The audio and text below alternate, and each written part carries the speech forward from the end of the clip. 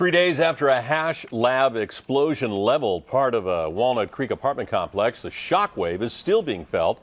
2 people hurt in Friday's blast remain in the hospital tonight. Meanwhile, John Ramos shows us displaced residents are trying to rebuild their lives. When Michelle White returns to her Walnut Creek apartment, the front door isn't the only thing that has become unhinged.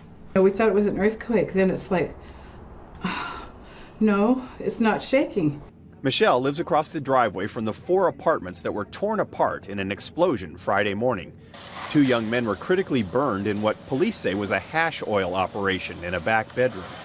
But after spending the day at a church across the street, evacuees got the word. They said, okay, you can go back to your place. And this is what we would have had to deal with. The shockwave blew out windows in Michelle's kitchen and bedroom, and the jammed front door, kicked in by firefighters, is now a sheet of plywood that can only lock from the outside. Both her kitchen cabinets and counter were knocked loose. And this is 4 days after. I thought everything would be calmed down by now.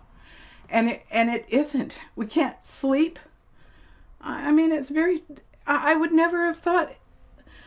And now the Red Cross is cutting off her motel room, forcing her to live in an apartment with a door that will not close. Michelle has been traumatized, and her neighbor, who saw one young man run out on fire, says he cannot shake the pictures from his mind. I didn't think I was traumatized at all, but then I realized at least I did have some, it did affect me. As renters, they must rely on their landlords to make repairs. And who knows what unseen damage the explosion may have caused to these buildings and to the people who lived through it.